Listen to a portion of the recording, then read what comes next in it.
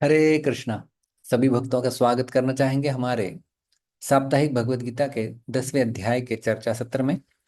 प्रार्थना करते हैं और प्रारंभ करते हैं। प्रपन्न पारिजाताय तोत्र वेत्रैकपाणये ज्ञानमुद्राय कृष्णाय गीतामृतदुहे नमः। ओम ज्ञानतिमिरान्धस्य ज्ञानाञ्जनशलाकया चक्षुरुन्मीलितं येन तस्मै श्रीगुरवे नमः। नमः ओम विष्णुपादाय कृष्णपृष्ठाय भूतले श्रीमते भक्तिवेदांत स्वामीन इति नामिने। नमस्ते सारस्वते देवे गौरवाणी प्रचारिणे निर्विशेष शून्यवादी पाश्चात्य देशतारिणे। जय श्री कृष्ण चैतन्य प्रभु नित्यानंद श्री अद्वैत गदाधर श्रीवासादि गौर भक्त वृंद। हरे कृष्ण कृष्ण कृष्ण कृष्ण हरे हरे हरे राम राम राम हरे हरे। हरे कृष्ण। तो हम अ, गीता के 10वें अध्याय की चर्चा कर रहे हैं, जिसमें भगवान श्री कृष्ण अपनी अलग अलग विभूतियों के बारे में अर्जुन को बता रहे हैं। क्योंकि अर्जुन का प्रश्न था कि केशु केशु च भावेषु चिंत्योसि भगवान मया, किस किस भाव में मैं आपका चिंतन करूं। तो भगवान ने अपनी विभूतियों का वर्णन किया है अर्जुन को। और पिछले सत्र में हमने दो श्लोकों के ऊपर चर्चा की थी। आयुधानाम अहम वज्रम धेनुनामस्मि कामधु प्रजनश्चास्मि कंदर्पः सर्पाणाम अस्मि वासुकिः। तो ये हमने पिछले सत्र में चर्चा किया था। भगवान कहते हैं कि आयुधानाम अहम वज्रम, कि मैं जो सारे शस्त्र हैं उनमें वज्र मैं हूं। और हमने संपूर्ण इतिहास देखा था कि वज्र ये शस्त्र क्या है, किस प्रकार से देवता पराजित हुए थे और दानवों से। और जब वो भगवान विष्णु के शरणागत होते हैं, तब वे बताते हैं कि दधीचि मुनि के हड्डियों द्वारा बनाया हुआ जो अस्त्र होगा उसी के द्वारा वृत्रासुर का वध हो सकता है। और फिर दधीचि मुनि की हड्डियों से जो शस्त्र बना उसका नाम था वज्र। और इंद्र ने उसी शस्त्र का प्रयोग करके वृत्रासुर का वध किया था और अपना राज्य पुनः प्राप्त कर लिया था। ऐसा ये जो दधीचि मुनि की तपस्या से प्रभावित दधीचि ऋषि की हड्डियों से बना हुआ, और इसमें दधीचि ऋषि की तपस्या का तेज है, वो है वज्र। और हमने ये भी देखा था कि किस प्रकार से भारतीय सेनाओं में परमवीर चक्र ये सबसे बड़ा किसी को दिया हुआ पारितोषिक है सैनिक के लिए। और उसके ऊपर भी हम लोग देखते हैं दधीचि मुनि के समर्पण को स्मरण करते हुए इसके ऊपर वज्र को जो है वो इंगित किया गया है। ये इसकी खासियत है। आगे हमने देखा था धेनु नाम कामधुक अस्मि, कि धेनुओं में यानी गायों में मैं कामधेनु हूँ, ऐसा भगवान बताते हैं। तो समुद्र मंथन से कामधेनु का जन्म होता है। हमने देखा था कि समुद्र मंथन से किस प्रकार से 14 रत्न बाहर निकले थे, उसमें से एक था कामधेनु गाय। और ये सप्तर्षियों को दी गई थी। और इसके पश्चात ये किन किन ऋषियों के पास आई थी, ये भी हमने देखा। और किस प्रकार से अलग अलग राजाओं को ये कामधेनु चाहिए थी, और इसलिए उन्होंने इन ऋषियों के ऊपर आक्रमण भी किया था। इसकी कथाएं भी हमने देखी थी, जिस प्रकार से जमदग्नि और कार्तवीर्यार्जुन और वशिष्ठ और विश्वामित्र, रामायण में इसका हमने चर्चा किया था। और किस प्रकार से कामधेनु इसको सुरभि गाय भी कहा जाता है। और गोवर्धन में सुरभि कुंड है, वहां पर इंद्र गोवर्धन धारण लीला के पश्चात वहां पर आते हैं और सुरभि को सामने रखकर भगवान की क्षमा याचना करते हैं। वो भी वृत्तांत हमने सुना। और जहां पर सुरभि के दूध से और ऐरावत की सहायता से इंद्र भगवान श्री कृष्ण, जिनका अभी नया नाम मिला हुआ था गोविंद, उनका अभिषेक भी करते हैं। आगे भगवान बताते हैं कि प्रजनः कंदर्प अस्मि, प्रजा उत्पत्ति का जो हेतु है उसमें कंदर्प यानी कामदेव जो है वह मैं हूँ। इनके अलग अलग नाम होते हैं, अनंग, मदन, मन्मथ इत्यादि। संसार मात्र की उत्पत्ति काम से होती है, और धर्म के अनुकूल केवल संतति की उत्पत्ति के लिए सुखबुद्धि का त्याग करके जिस काम का उपयोग किया जाता है वह काम भगवान की विभूति है। जैसे हमने 7वें अध्याय के 11वें श्लोक में भी देखा है, धर्माविरुद्धो भूतेषु कामोऽस्मि भरतर्षभ। और सर्पाणाम वासुकी ही च अस्मि, सर्पों में मैं वासुकी हूँ, ऐसा भगवान बता रहे हैं। तो ये वासुकी जो है वो सर्प, वो कश्यप मुनि और कद्रु इनकी संतान है। और महाभारत के आदि पर्व में इनका वर्णन जो है वो दिया गया है। और किस प्रकार से समुद्र मंथन लीला के समय यही वासुकी जो है वो मंथन करने की रस्सी बने हुए थे। एक ओर से असुर और एक ओर से देवता मंथन में लगे हुए थे। तो ये वासुकी बड़ा शक्तिशाली सर्प है। उसके बाद हमने अगला श्लोक भी चर्चा किया था। अनंतश्चास्मि नागानां वरुणो यादसामहं पितॄणामर्यमा चास्मि यमः संयमतामहम्। नागानाम अनंतः च अस्मि, कि जो नाग है उनमें मैं शेषनाग हूँ। और शेषनाग जो है वो नागों के राजा है। इनके 1000 फण है। एक क्षीर सागर में सदा भगवान की शैया बनकर भगवान को सुख पहुंचाते रहते हैं। और अनेक बार भगवान के साथ अवतार लेकर उनकी लीला में भी शामिल होते हैं। इनके बारे में हमने देखा था 5वें स्कंद में श्रीमद् भागवत के वर्णन आया हुआ है। यस्येदं क्षितिमंडलम भगवतो अनंत मूर्ते है सहस्त्र शिरस एकस्मिन्नेव शीर्षाणि ध्रियमाणम सिद्धार्थ इव लक्ष्यते। कि किस प्रकार से संपूर्ण क्षितिमंडलम, संपूर्ण भूमंडल को जो है वो सहस्त्र शिरस एकस्मिन्नेव शीर्षणे, उनके सहस्त्र शीर्ष है, लेकिन अपने एक सिर के ऊपर, अपने एक फण के ऊपर ही वो संपूर्ण भूमंडल को धारण करते हैं। और वो धारण किया हुआ भूमंडल उन्हें जो है वो उसका भार मानो एक मस्टर्ड सीड, राई के दाने के समान केवल लगता है। इतने ये शक्तिशाली नाग है अनंत शेष। तो ये जो संपूर्ण भूमंडल है, इसका जो व्यास है, उसका जो डायमीटर है वो 500 मिलियन योजन है। और इतना इसका वजन होता है। और ये संपूर्ण ब्रह्मांड यहाँ पर दिखाई देता है। तो यदि हम लोग देखें तो ये संपूर्ण ब्रह्मांड में आधा गर्भोदक समुद्र होता है, फिर उसके ऊपर भूमंडल होता है, और 14 भुवन मानो ये कमल के दंडी के समान होते हैं। सबसे ऊंचा लोक होता है ब्रह्मलोक इस ब्रह्मांड में। तो ये संपूर्ण भूमंडल को धारण करने की जो जिम्मेदारी है ये अनंत शेष की है। और हमने ये भी देखा था कि 28वें श्लोक में भगवान ने कहा कि सर्पों में मैं वासुकी हूँ। और 29वें श्लोक में कहते हैं कि नागों में मैं अनंत हूँ। तो सर्प और नाग ये दो अलग अलग योनियां गिनी जाती है। और दोनों वास्तव में कश्यप मुनि और कद्रु इनकी ही संतान है।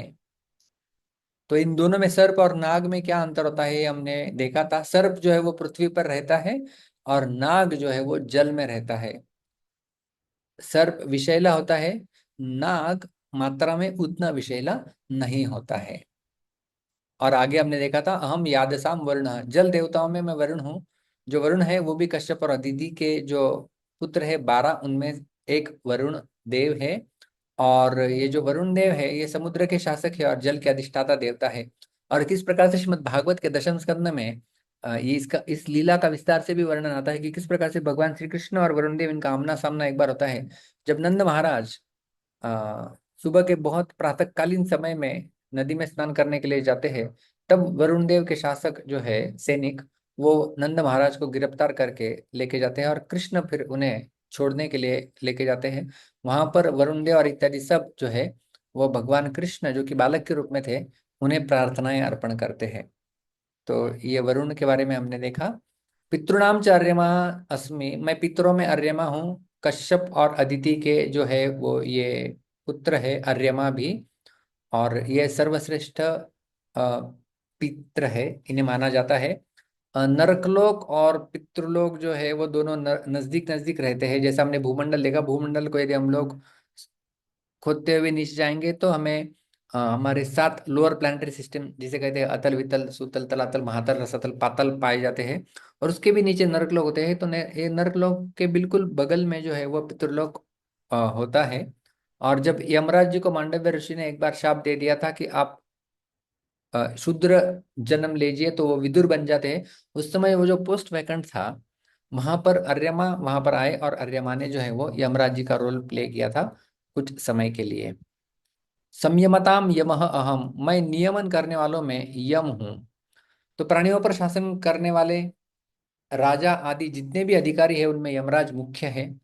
ये प्राणियों के उनके पाप और पुण्यों का फल भुगता कर शुद्ध करते हैं। इनका शासन न्याय और धर्म पूर्वक होता है। और ये भगवान के भक्त और लोकपाल भी है, हम जानते हैं। यमराज जो है वो 12 महाजनों में से एक महाजन है। और ये मन से ही जीवों के भूत और भविष्य जो है वो समझ लेते हैं। और किस प्रकार से अजामिल के वृत्तांत में यमदूत और विष्णुदूत इनका पाला पड़ता है। और जब यमराज जी के पास केस चली जाती है तो यमराज इस श्लोक में अपने पार्षदों को बताते हैं कि परो मदन्यो जगत, कि इस जगत में मुझसे भी परे एक श्रेष्ठ शक्ति है। ओतम प्रोतम पटवत यत्र विश्वम, कि ओत प्रोत भरे हुए संपूर्ण विश्व को व्याप्त किए हुए है वो भगवान है। और स्थिति जन्म नाशाहा, मतलब किस इस संपूर्ण ब्रह्मांड के सृजन, पालन और विनाश, इन सब के वो कारण है। वशे चलो का, संपूर्ण लोग उनके वश में रहते हैं। वे मुझसे भी श्रेष्ठ है। इस प्रकार से यमराज भगवान के जो है वो भक्त है। तो 41वें श्लोक तक भगवान की विभूतियों का वर्णन चलेगा। हमने 31 श्लोक, क्षमा करना, 29वें श्लोक तक हमने चर्चा की थी। आज हम 30वें श्लोक के ऊपर चर्चा करेंगे और 31वें भी। 30वां श्लोक इस प्रकार से है। प्रह्लादश्चास्मि दैत्यानां कालः कलयतामहं मृगाणां च मृगेन्द्रोऽहं वैनतेयश्च पक्षिणाम्। तो हम इसका पद हरे कृष्णा विभाग और हरे कृष्णा। हरे कृष्णा एक एक शब्द का हम लोग 2 बार दोहराएंगे, आप सभी मेरे पीछे। प्रह्लाद, प्रह्लादः प्रह्लाद, प्रह्लादः च च च च अस्मि, अस्मि अस्मि। अस्मि। यहाँ पर संधि हो जाता है, विसर्ग का श में परिवर्तन और सवर्ण दीर्घ संधि।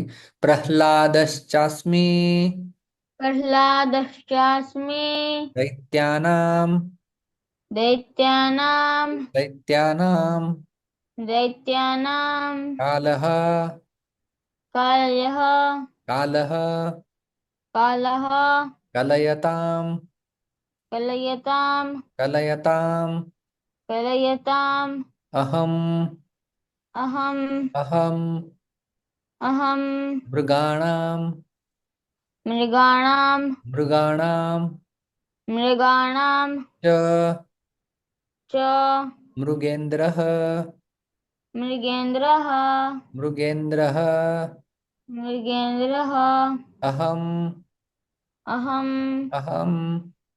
अहम् विसर्ग का ओ में परिवर्तन और अवग्रह का आना एंग पदांतात अति नियम से मृगेन्द्रोहम। मृगेन्द्रोऽहम् वैनते, मृगेन्द्र बोलो। मृगेन्द्रोऽहम् मृ मृ इंग्लिश में हम लोग मृग बोलते हैं, MRI, लेकिन ये मृ मृ है। मृगेन्द्रोहम मृगेन्द्रोऽहम् वैनतेयः, वैनतेयः वैनतेयः वैनतेयः च, च पुनः संधि होती है, वैनतेयश्च वैनतेयश्च पक्षिणाम, पक्षिणाम् पक्षिणाम। पक्षिणाम्। संपूर्ण श्लोक एक एक पाठ के साथ। प्रह्लादश्चास्मि दैत्यानां प्रह्लादश्चास्मि दैत्यानाम् कालः कलयतामहम् कालः कलयतामहम् मृगाणां च मृगेन्द्रोऽहम् मृगाणां च मृगेन्द्रोऽहम् वैनतेयश्च पक्षिणाम्। वैनतेयश्च पक्षिणाम्। उत्तम। धन्यवाद प्रभु श्री कृष्ण, दंडवत प्रणाम।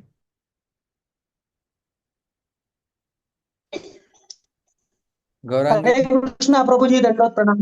हरे कृष्णा। हरे कृष्णा प्रभु जी दंडवत प्रणाम। हरे कृष्णा, हरे कृष्णा, पंकज को। प्रह्लादश्चास्मि दैत्यानां कालः कलयतामहं मृगाणां च मृगेन्द्रोऽहं वैनतेयश्च पक्षिणाम्। उत्तम उत्तम पंकज को। हरि बोल प्रभु जी। हरे कृष्णा।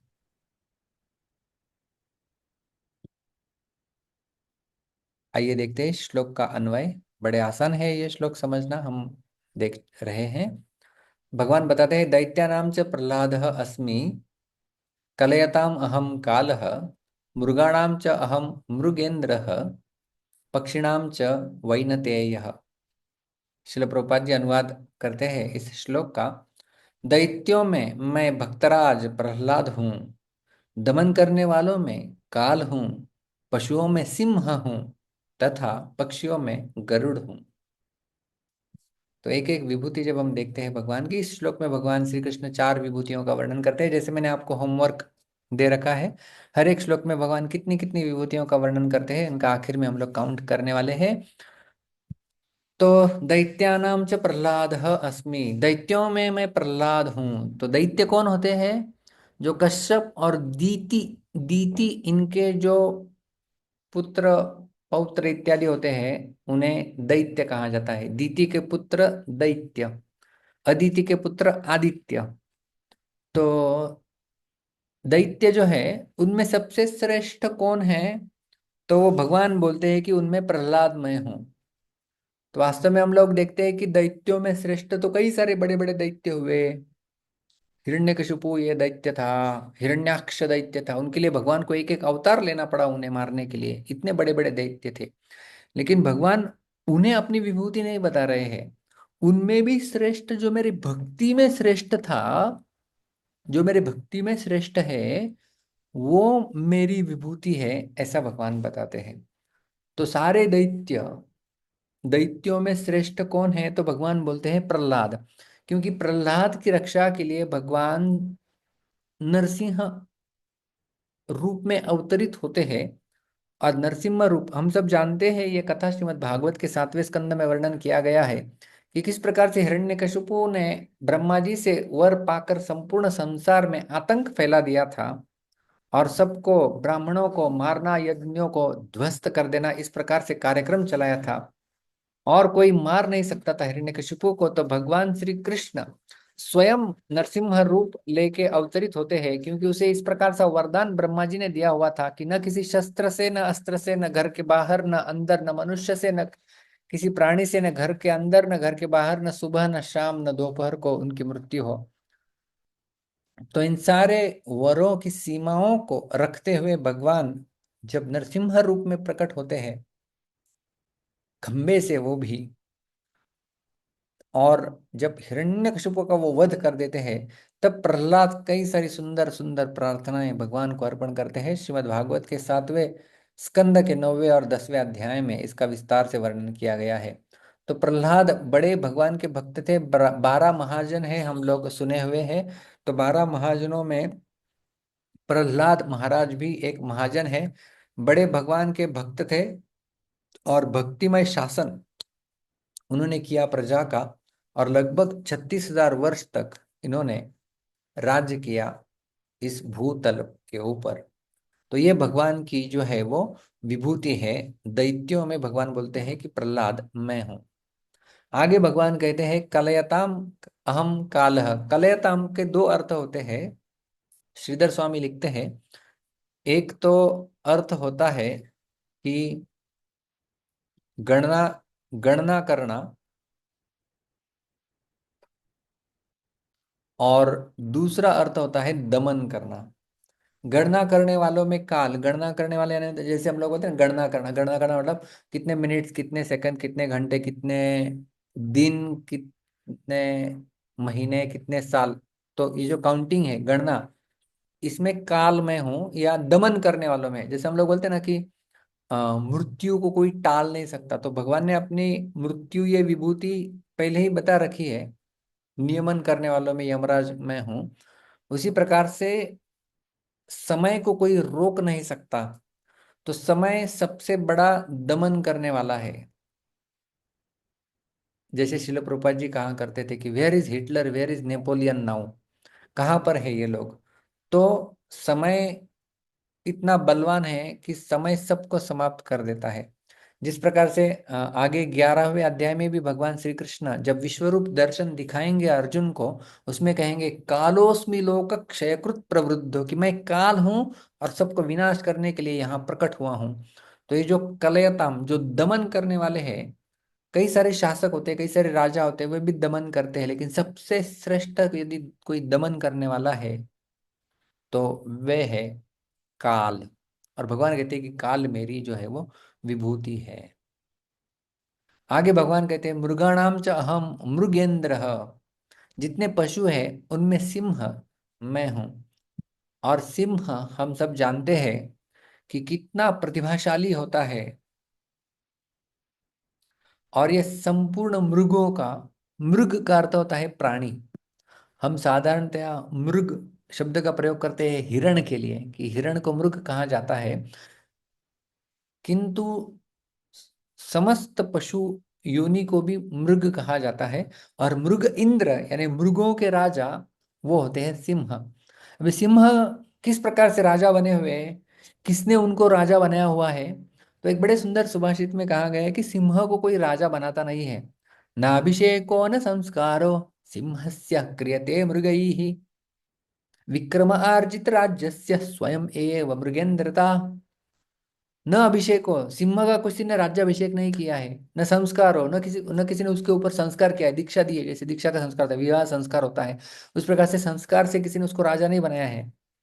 ये जैसे राजा का पुत्र राजा बनेगा या गद्दी देगी, हस्तांतरण होगा सत्ता का, इस प्रकार से राजा नहीं बने। ना अभिषेको न संस्कारो सिंहस्य क्रियते मृगे। किसी मृग ने आके अभिषेक नहीं किया है, उनका राज्याभिषेक नहीं किया है, तो कैसे बने हैं वो राजा? विक्रमार्जित राज्यस्य स्वयं एव मृगेंद्र था। उनका खुद का पराक्रम और विक्रम है, उसके बलबूते पे उन्होंने स्वयं अपने पराक्रम से अपने आप को राजा घोषित किया हुआ है। जैसे बोलते हैं ना कि सिंह की दहाड़, सिंह जब दहाड़ता है तो सारे पशु भाग जाते हैं।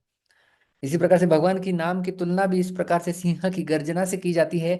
जब सिंह गर्जना रूपी भगवान का नाम का गर्जन होता है, हरे कृष्ण कृष्ण कृष्ण हरे हरे, हरे राम राम राम हरे हरे, तो सारे पाप रूपी पशु जो है वो भाग जाते हैं। ये जो सिंह होता है, बाघ हाथी चीता आदि जितने भी पशु हैं, उन सब में सिंह बलवान तेजस्वी प्रभावशाली शूरवीर और साहसी होता है। देखिए कितने सारे गुण बताए गए हैं। और यह सब पशुओं का इसलिए राजा होता है। इसलिए भगवान कहते हैं कि जब पशु हैं उनमें सिंह मेरी विभूति आप समझो। और आगे भगवान कहते हैं इसी श्लोक में, पक्षिणाम च वैनतेयः, मैं पक्षियों में गरुड़ हूं। तो पशु पक्षी, ये साधारण शब्द आपने सुना होगा, पशु पक्षी। तो पशु पशु वे होते हैं जो पृथ्वी के ऊपर या भूतल के ऊपर विचरण करते हैं। चार पैरों वाले पशु हम लोग कहते हैं ना, पशु जैसे हिरण है, सिंह है इत्यादि, ये सारे पशु है। और पक्षी का अर्थ होता है कि वे पक्षी जो आकाश में उड़ते हैं उन्हें पक्षी कहा जाता है। तो पशु वे हैं जो भूतल पर चले अपने पैरों के बल पर, और पक्षी वे हैं जो आकाश में अपने पंखों के बल पर उड़ सके, उड़ते हैं वे पक्षी। जैसे आ, कौवा, तोता इत्यादि, चील। और उन सब में जो श्रेष्ठ होता है वे होते हैं गरुड़। गरुड़ बिल्कुल आकाश में सबसे ऊपर जो है वो उड़ते हैं। और आपने देखा होगा गरुड़ जी जो है वो भगवान विष्णु का वाहन है। और जहां कहां पर हम लोग मंदिरों में जाते हैं, वहां पर विष्णु मंदिरों में खास करके भगवान विष्णु के सामने सदैव गरुड़ अपने हाथ जोड़ के खड़े रहते हैं। उन्हें कहते हैं किम कर। किंग कर का अर्थ क्या होता है? किम करोमी इति किंग कर, कि अभी मैं क्या करूं भगवान आपके लिए, मैं आपकी सेवा में तत्पर हूं, खड़ा हूं, आप केवल आज्ञा दीजिए, बोलिए। तो इस प्रकार से सदैव सेवा में तत्पर। तो भगवान को जब भी कहाँ कुछ जाना होता है, जैसे हमारी गाड़ी होती है ना, पार्किंग में रखी होती है, हम जाओ चाबी लगाओ गाड़ी खोल के जा सकते हैं कहाँ पर, लेकिन गाड़ी बोलती नहीं है कि आप मुझे लेके चलो, मेरे ऊपर बैठो। गरुड़ जी बोलते हैं कि आप मेरे ऊपर सवार हो जाइए भगवान। तो इस प्रकार से भगवान विष्णु इतने प्रसिद्ध है, उनका उनका वाहन भी इतना बड़ा प्रसिद्ध है, वो है पक्षी गरुड़। और उनके बारे में कहा जाता है कि ये वीनता के पुत्र है। वीनता जो थी, देखिए कश्यप कश्यप मुनि की ये कई सारी पत्नियां हैं, हम लोग देख रहे हैं इतनी विभूतियों में। कश्यप मुनि की एक पत्नी थी आदिति, जिनसे आदित्य आए। आदित्या नाम अहम विष्णु। और जो दीति थी उनसे दैत्य आए। प्रहलादश्चास्मि दैत्या नाम, भगवान के दैत्य। और इनकी कद्रु एक और पत्नी थी जिनसे सर्प और नाग आए थे। और इनके जो कश्यप थे, ये सृष्टि के पूर्व की बात है, सृष्टि का प्रारंभ ही हुआ था, तो कश्यप मुनि सृष्टि कर रहे थे, तो इनकी इतनी सारी पत्नियां थी और अलग अलग पत्नियों से अलग अलग जो योनियों का जन्म होता है। तो कश्यप मुनि और वीनता वीनता इनसे जो है वो पशु पक्षियों का जन्म हुआ। तो गरुड़ जी वीनता के पुत्र है और संपूर्ण पक्षियों के राजा है, भगवान के भक्त है, भगवान विष्णु के वाहन है। और जब ये उड़ते हैं अपने पंखों के बल पर, इनके पंखों से स्वतः सामदेव की ऋचाएं ध्वनित होती है। तो जब हमने पिछले सत्र में इनके बारे में चर्चा की थी कि किस प्रकार से जब गरुड़ जी उड़ते हैं तब सामदेव की ऋचाओं को सुना जा सकता है। अगले श्लोक में भगवान श्री कृष्ण अपनी और चार विभूतियों का वर्णन करते हैं। पवनः पवतामस्मि, रामः शस्त्रभृतामहं, झषाणां मकरश्चास्मि, स्रोतसाम अस्मि जानवी। आप हाथ ऊपर कर सकते हैं ताकि हम लोग श्लोक को उच्चारण कर पाए।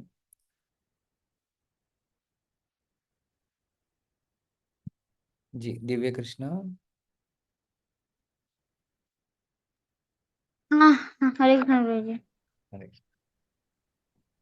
सब आप पीछे बोल सकते हैं। पवनः पवनः पवनः पवनः पवताम पवताम् पवताम पवताम् अस्मि अस्मि अस्मि अस्मि रामः रामः रामः रामः शस्त्रभृताम् शस्त्रभृता शस्त्रभृताम् शस्त्रभृताम् अहम् अहम् अहम् अहम् झषाणाम् झषाणाम् झषाणाम् झषाणाम् मकरः मकरः मकरः मकरः च च अस्मि अस्मि अस्मि। अस्मि विसर्ग का श में परिवर्तन और सवर्ण दीर्घ संधि। मकरश्चास्मि मकरश्चास्मि स्रोतसाम स्रोतसाम् स्रोतसाम स्रोतसाम् अस्मि अस्मि अस्मि अस्मि जाह्नवी जाह्नवी जाह्नवी। जाह्नवी। संपूर्ण श्लोक एक एक पाद के साथ। पवनः पवतामस्मि, पवनः पवतामस्मि, रामः शस्त्रभृतामहम्, रामः शस्त्रभृतामहम्, दशानां मकरश्चास्मि, झषाणां मकरश्चास्मि, स्रोतसाम् अस्मि जाह्नवी। स्रोतसामस्मि जाह्नवी। उत्तम, धन्यवाद। तो जी कल मेरा मराठी का एग्जाम है। All the best. Thank you रोजी। अच्छा, जी नीलेश प्रभु। हरे कृष्णा प्रभु जी, दंडवत प्रणाम। हरे कृष्णा।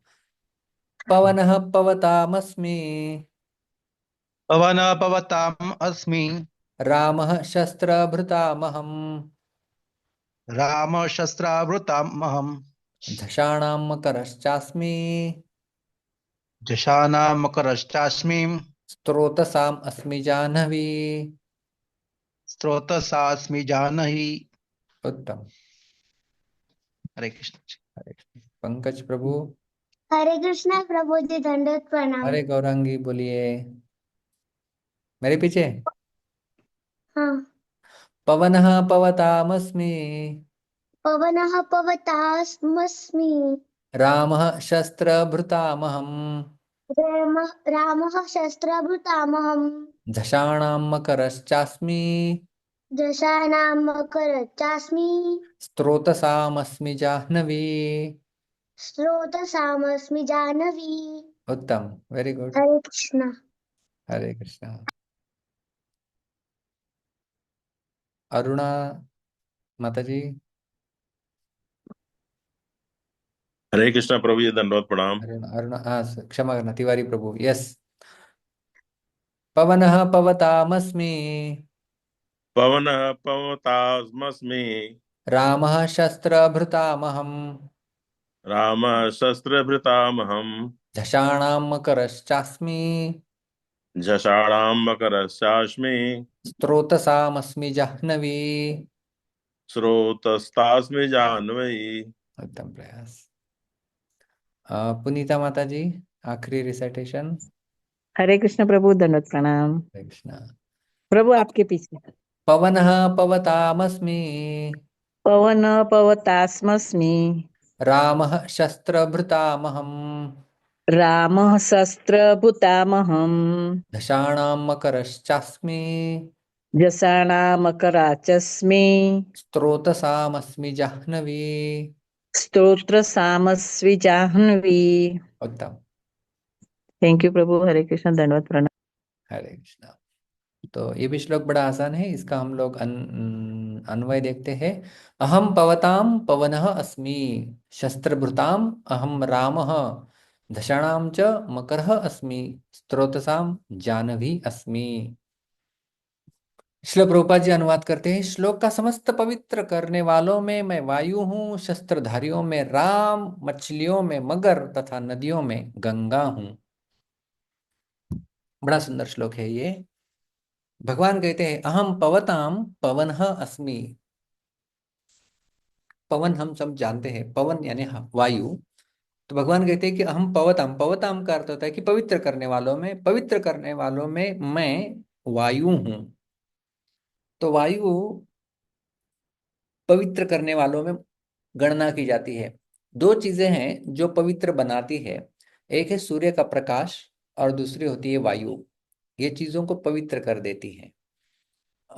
वायु के बारे में यदि हम लोग ले तो पहला उदाहरण, हम जब सांस लेते हैं तो सांस लेते हैं तो एक विशिष्ट वायु हमारे शरीर के अंदर प्रवेश करती है, और जब हम सांस छोड़ते हैं तो एक विशिष्ट वायु हम शरीर से छोड़ते हैं, तो शरीर से गंदगी बाहर जाती है और शरीर की पवित्रता बढ़ती है। जब व्यक्ति मृत हो जाता है तब उसका श्वसन क्रिया भी बंद हो जाता है और वो फिर शरीर जो है वो अपवित्र हो जाता है, क्योंकि अभी वायु उसे पवित्र नहीं कर रही है। तो उस अपवित्र शरीर को फिर या तो जलाया जाता है या फिर दफनाया जाता है। तो वायु में इतनी शक्ति होती है कि हमारे शरीर को ये पवित्र कर सकता है। और हम लोग देखते हैं कि जैसे हम लोग कपड़े सुखाते हैं, कपड़े धो दिए हैं, मैले कपड़े धोने के पश्चात जब हम सुखाते हैं तो एक तो सूर्य प्रकाश उसे सुखाएगा, नहीं तो वायु उसे सुखाएगी। तो वायु उसे सुखाती है, तो वायु ये सारी गंदगी दूर कर देती है। जैसे हम लोग, मुझे याद है बचपन में कुछ ऐसे फ्रूट्स इत्यादि सुखाना है तो हम लोग अ, रख देते हैं ऊपर जहाँ पे उसे हवा लगे, तो हवा लगती है तो ये सूख जाते हैं, तो सारी गंदगी चली जाती है और शुद्ध बन जाते हैं। तो ये भगवान कहते हैं कि जो पवित्र करने वाले हैं, शुद्ध करने वाले हैं, पावन करने वाले हैं, उनमें वायु मैं हूं। आगे भगवान कहते हैं शस्त्र भृताम अहम राम। जो शस्त्र धारण करने वाले हैं उनमें मैं राम हूं। तो आपको क्या लगता है, ये प्रश्न पूछ रहा हूं, आप हाथों पर कर सकते हैं, आपको उत्तर आता है तो शस्त्रधारियों में मैं राम हूं, तो ये कौन से राम है? अरे तो भगवान के अवतार ही है। यस, हरे कृष्ण इंग्लिश, परशुराम इंग्लिश प्रभु परशुराम। परशुराम। हरे कृष्ण। अच्छा, okay okay okay. Divya Krishna, आपको क्या लगता है? बलराम परशुराम। प्रभु जी मुझे भी परशुराम लगते हैं। परशुराम लगते हैं, ओके ओके। राम नहीं क्या, आपने धनुष वाले बाण वाले राम नहीं लगते आपको? हाँ यस, पंकज प्रभु। प्रभु श्री रामचंद्र। प्रभु श्री रामचंद्र, दशरथ पुत्र Shri Ram, okay okay okay Dasharatha. Okay okay. तो देखते हैं क्या है इसमें, भगवान वास्तव में क्या कहना चाहते हैं। तो जो है वो तीन राम बताए जाते हैं, आपने भी इसे सुन रखा होगा। एक है प्रभु श्री राम, जो कि दशरथ के पुत्र हुए। उनके धनुष्य में इतनी शक्ति थी, उन्होंने बिल्कुल कुछ समय में ही, केवल एक मुहूर्त में उन्होंने 14,000 खरदूषण सहित असुरों का वध कर दिया था, हम जानते हैं। वो एक राम, दूसरे वे बलराम, उन्हें भी राम कहा जाता है। उनके पास आयुध रहते थे, हल इत्यादि, और उससे उन्होंने कई सारे असुरों का वध किया। और तीसरे होते हैं परशुराम जी। परशुराम जिनके हाथ में परशु है, और उन्होंने भी कई सारे युद्ध किए थे। तो सर्वप्रथम हम देखेंगे ये शस्त्र शब्द क्या होता है। बहुत बार लोगों के मन में ये संशय होता है कि हम लोग बोलते हैं ना कि शस्त्रास्त्र। तो शस्त्र और अस्त्र ये दो अलग वस्तुएं हैं हमारे सनातन धर्म में। तो आज हम इसका थोड़ा सा अंतर इनमें क्या होता है वो समझेंगे, और फिर आप ही उत्तर देंगे मुझे कि वास्तव में भगवान कृष्ण इस श्लोक में राम का अर्थ क्या बताना चाहते हैं, या हमें क्या लेना चाहिए। तो मैं आपको शस्त्र और अस्त्र का अंतर केवल पहले बताता हूं। शस्त्र वे हथियार है जो हाथ में पकड़कर सीधे उपयोग किए जाते हैं। शस्त्र वो है जो हाथ में ही रहता है, उसे फेंकना नहीं होता है, वो केवल हाथ में ही रख के लड़ाई की जाती है, वो है शस्त्र। और अस्त्र वे हथियार है जिन्हें मंत्रों के माध्यम से संचालित या प्रक्षेपित किया जाता है। वो मंत्र उच्चारण करके फिर फेंके जाते हैं, वो होते हैं अस्त्र। और हम थोड़ा सा गौर करेंगे शस्त्र और अस्त्र के ऊपर। जैसे आ, बच्चों के एग्जाम्स है, हमारे दिव्य कृष्ण का कल मराठी का पेपर है, तो उसमें आता है ना, फर्क स्पष्ट करा, या इस प्रकार से होता है कि दोनों में अंतर लिखिए क्या होता है। तो हम लोग दोनों को लिख लेते हैं, शस्त्र और अस्त्र। और ये इनकी विशेषता अलग अलग अलग अलग मुद्दों से हम उनका डिफरेंस, उनके अंदर अंतर जानने का प्रयास करेंगे। अर्थ हमने तो देख लिया। शस्त्र है जो हाथ से चलाया जाने वाला हथियार होता है, उसे शस्त्र कहते हैं। मंत्रों द्वारा संचालित हथियार होता है, उसे अस्त्र कहते हैं। अभी उदाहरण देखते हैं कुछ। शस्त्रों के उदाहरण है तलवार, त्रिशूल, खड्ग और गदा, ये इत्यादि उदाहरण। ऐसे बहुत सारे उदाहरण ले सकते हैं हम लोग, इतने उदाहरण काफी है। और अस्त्र के उदाहरण आते हैं, हमने सुना हुआ, आपने सुना होगा, ब्रह्मास्त्र होता है, पशुपति अस्त्र होता है, नारायणास्त्र होता है, अग्निबाण अस्त्र होता है। तो ये अस्त्र होते हैं। तो इस प्रकार के ये अस्त्र इनके उदाहरण हैं। और शक्ति का आधार क्या होता है, तो शस्त्र का आधार होता है शारीरिक बल और कौशल, क्योंकि हाथ में ही रखकर लड़ाई करनी होती है। और जो अस्त्र होते हैं उनमें मानसिक शक्ति और मंत्र, क्योंकि उनको मंत्र के द्वारा प्रक्षेपित किया जाता है। उपयोग का तरीका कैसा होता है, शस्त्र जो है वो सीधे हाथ से युद्ध में उपयोग होते हैं, और अस्त्र जो होता है वो दूर से प्रक्षेपण या मंत्र के द्वारा।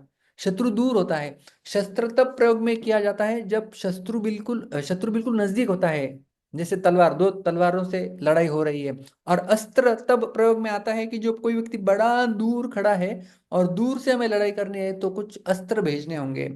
तो जैसे धनुष्यबाण इत्यादि ये अस्त्र की श्रेणी में आते हैं। जैसे आपने देखा होगा महाभारत में, पुराने जमाने में हम लोग देखते थे महाभारत का युद्ध, वो कुछ एक तीर निकालता था, कुछ मंत्रों का उच्चारण करता था, और फिर जोर से छोड़ता था, फिर एक तीर से 100 तीर हो जाते थे। तो इस प्रकार से महाभारत का युद्ध हम लोग टेलीविजन पर देखे हुए हैं। तो वो अस्त्र आता है, धनुष्य बाण ये अस्त्र की श्रेणी में आता है। और तलवार, खड्ग, गदा ये सारे शस्त्र की श्रेणी में आते हैं। तो प्रभु श्री राम जो है वो शस्त्रधारी नहीं है, वे अस्त्रधारी है। इसका अर्थ है कि यहाँ पर श्री कृष्ण दशरथ पुत्र श्री राम की बात नहीं कर रहे हैं। तो यहाँ पर एक मुद्दा स्पष्ट करने वाला यह है कि ऐसा नहीं है कि प्रभु श्री राम ने या उन्हें शस्त्र चलाना नहीं आता था, ऐसी बात नहीं है। वे शस्त्र भी चलाते थे, उन्हें तलवार, क्योंकि वो क्षत्रिय थे, तो तलवार चलाना ये सब कुछ करना आता। लेकिन उनका प्रमुख अस्त्र क्या था, वेपन क्या था उनका। देखिए अंग्रेजी भाषा जो है वो सीमित भाषा है।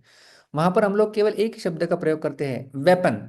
वेपन, वेपन को आप भाषांतरित कैसे करेंगे, उसको शस्त्र कहेंगे कि अस्त्र कहेंगे, यही समझ में नहीं आता। तो प्रभु श्री राम अपने हाथ में अस्त्र रखा करते थे, धनुष्य तीर रहते थे, धनुष्य बाण रहेगा, मंत्र उच्चारण करके प्रक्षेपित करेंगे। तो ये है अस्त्र। तो राम अस्त्रधारी है। तो भगवान श्री कृष्ण विभूति कौन कहते हैं, अस्त्र धारण करने वालों में मैं राम हूं ऐसा नहीं बोल रहे हैं, वो शस्त्र धारण करने वालों में मैं राम हूं। तो शस्त्र धारण किसने किया था,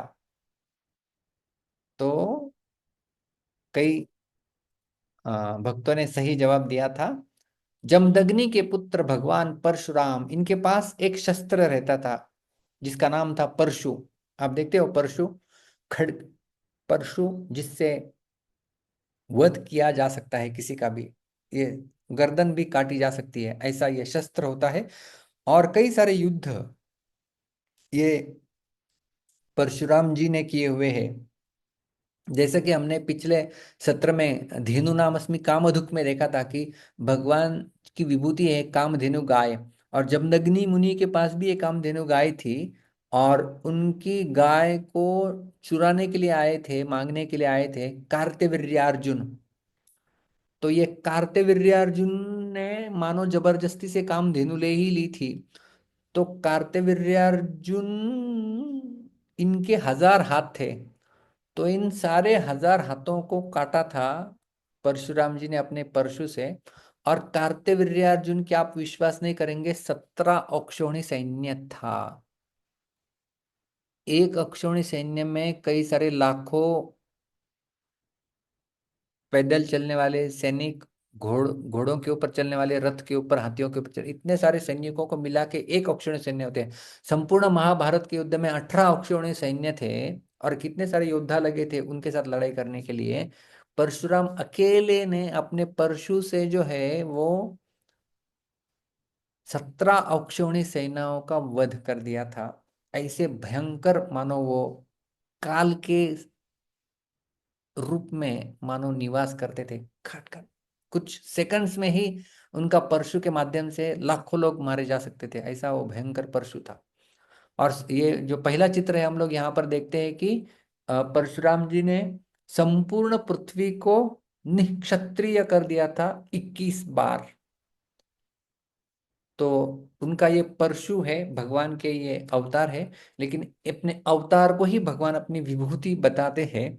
और अलग अलग जगहों पर भगवान ने अलग अलग विभूतियों को बताया है, अलग अलग वस्तुओं के रूप में, अलग अलग व्यक्तियों के रूप में अपनी विभूति बताते हैं।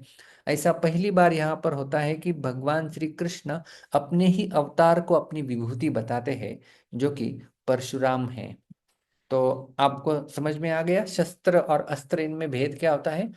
अस्त्र होते हैं, वे क्या होते हैं, वे मंत्रों से संचालित करके वो दूर भेजे जाते हैं। और शस्त्र होते हैं जो हाथ में ही रखकर उनके माध्यम से युद्ध किया जाता है, वे शस्त्र होते हैं। और भगवान कहते हैं शस्त्रभृताम अहम राम, शस्त्र धारण करने वालों में मैं राम हूं। तो वहां पर परशुराम को ही हमने समझना चाहिए। आगे भगवान बताते हैं झषाणाम च मकर अस्मि।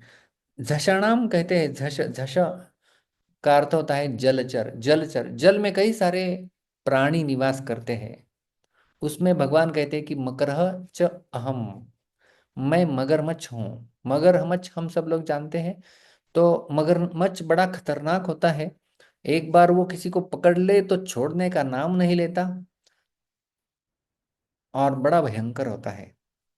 हाँ, हम जानते हैं किसको मगरमच्छ ने पकड़ा था। एक बार गजेंद्र को पकड़ लिया था, ग्रस लिया था उसके पैर को, और कितनी सालों साल उनका युद्ध चलता है, फिर भी वो मगरमच्छ हारता नहीं है।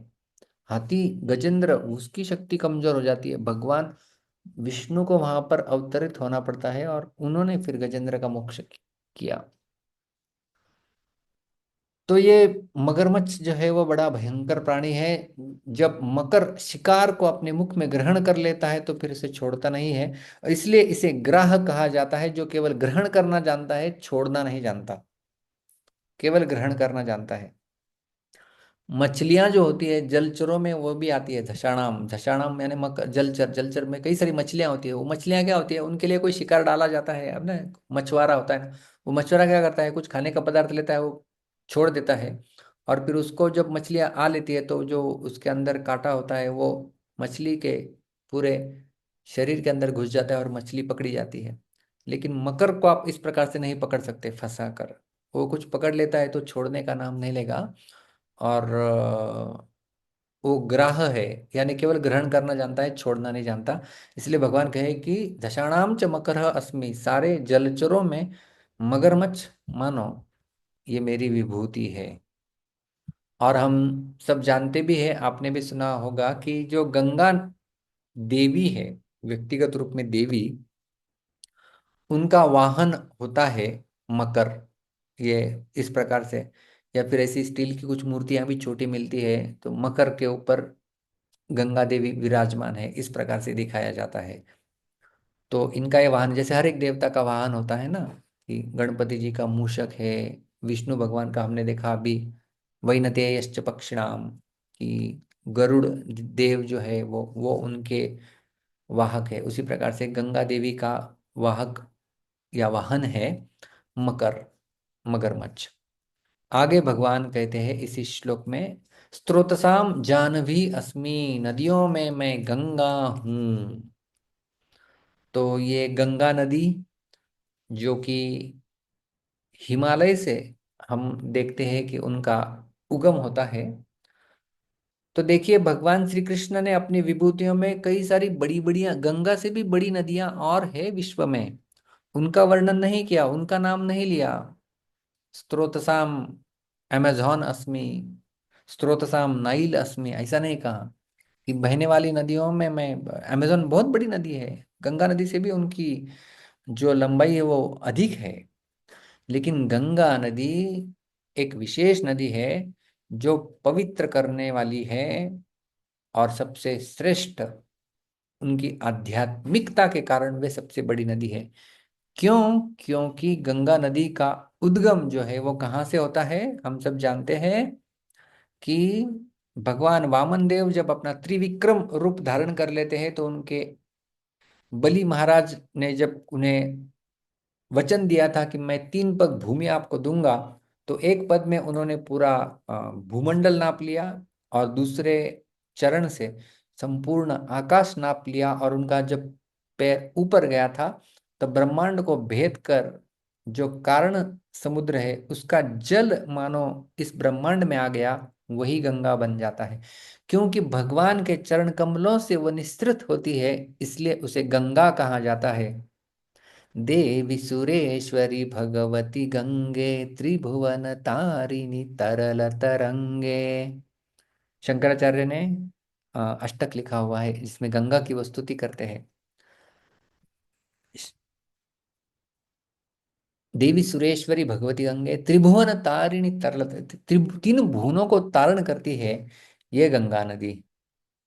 तो ये गंगा नदी जो है वो बड़ी पवित्र नदी है।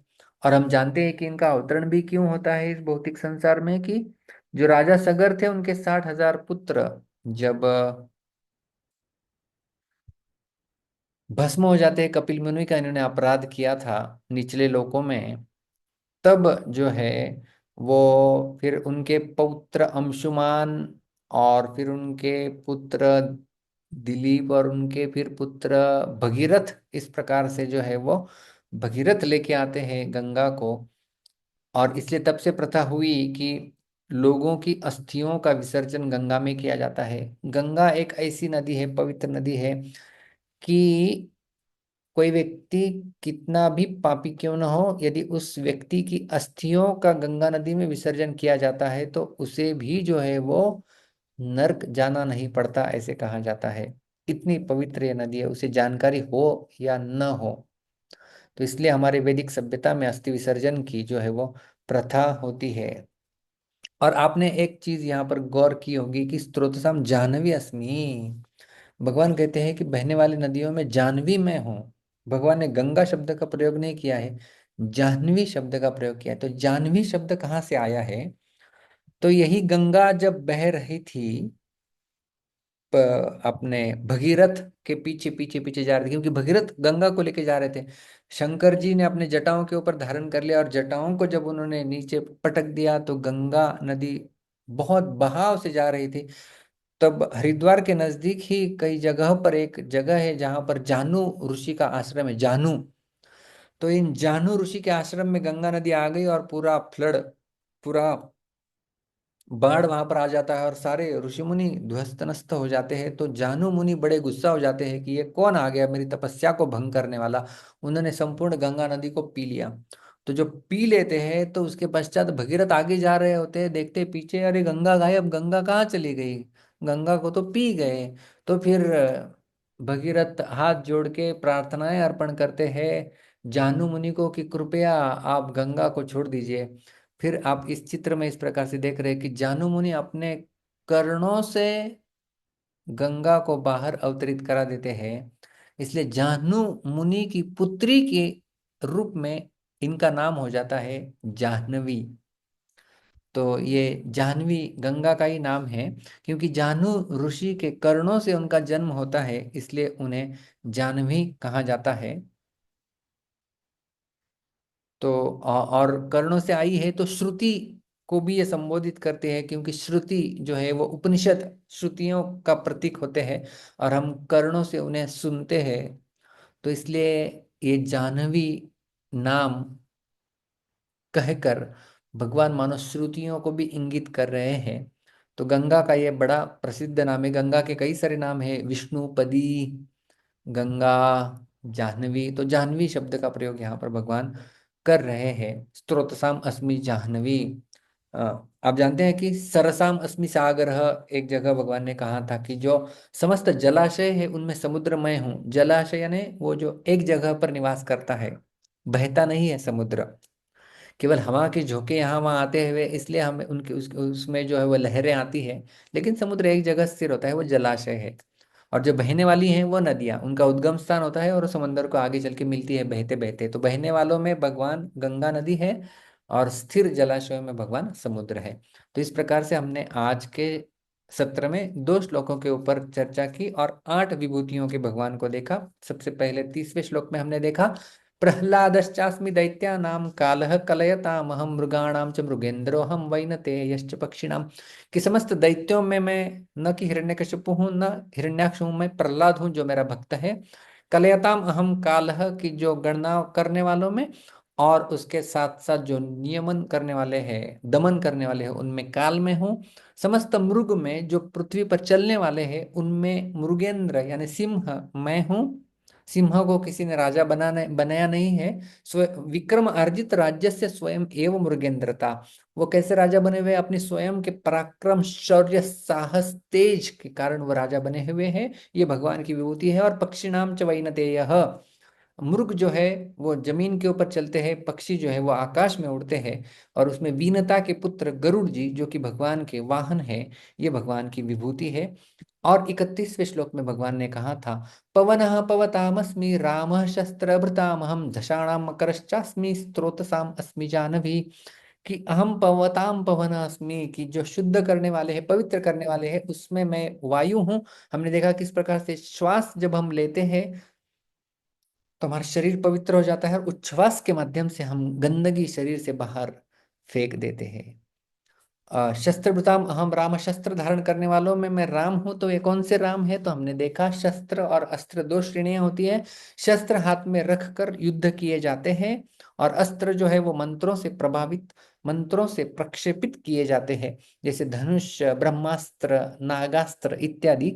और शस्त्र के उदाहरण है तलवार, गदा, खड्ग, परशु इत्यादि। तो इसलिए भगवान का यहाँ पर राम कहना, पहली बार भगवान अपने अवतार में किसी को अपनी विभूति बता रहे हैं और वे है परशुराम, जो कि शस्त्र धारण करने में सर्वश्रेष्ठ थे। संपूर्ण पृथ्वी को निक्षत्रिय करने का उन्होंने संकल्प किया था, 21 बार किया भी था। और कार्तवीर्यार्जुन की 17 अक्षौहिणी सैनिकों को उन्होंने अकेले अपने परशु के साथ परास्त कर दिया था। और कार्तवीर्यार्जुन के 1000 हाथ थे, उनके भी उन्होंने काट दिया था। ऐसी शक्ति थी, मानो वो काल थे। इसलिए भगवान की विभूति के रूप में यहाँ पर बताया गया है। दशाणाम च मकरः अस्मि, जलचरों में भगवान कहते हैं कि मगरमच्छ मैं विभूति हूँ, क्योंकि ये मगरमच्छ ग्राह नाम से जाना जाता है, जो ग्रस लेता है तो कभी छोड़ता नहीं है और बड़ा ये भयंकर प्राणी होता है। स्त्रोतसाम अस्मि जानवी, जो बहने वाली नदियां हैं उनमें भगवान न कि अमेजोन नदी को, न कि बड़ी नदी को अपनी विभूति बताते हैं, किंतु गंगा नदी को अपनी विभूति बताते हैं, क्योंकि भगवान के चरण कमल से निस्तृत होती है और त्रिभुवन को मंगल करने वाली ये गंगा है। मरे हुए पापी व्यक्ति की अस्थियों को भी जब गंगा नदी में विसर्जित किया जाता है तो वह व्यक्ति का उद्धार हो जाता है। ऐसी पावन करने की शक्ति और क्षमता गंगा नदी में है। जब भगीरथ महाराज के पीछे गंगा नदी जा रही थी तो जानु मुनि के आश्रम में प्रवेश करते करते गंगा नदी को जानु मुनि ने पी लिया था और भगीरथ की प्रार्थना से पुनः अपने कर्णों से उसे कंट्रोल बहाव में छोड़ दिया था, तब से गंगा नदी कंट्रोल में बहती है। तो इसलिए उनका नाम हुआ जाह्नवी। ऐसी जाह्नवी नदी बहने वाली नदियों में मेरी विभूति है, ऐसा भगवान कहते हैं कि आप जानो। इस प्रकार से हमने आज के श्लोक में दो श्लोकों में 30 और 31 में हमने 8 विभूतियों की चर्चा जो है वो की है। और अगली विभूतियों की चर्चा भगवान जो बताएंगे वो हम लोग हमारे अगले सत्र में लेंगे। तब तक के लिए बहुत बहुत धन्यवाद। हरे कृष्णा। ग्रंथराज श्रीमद् भगवद गीता की जय। श्रील प्रभुपाद की जय।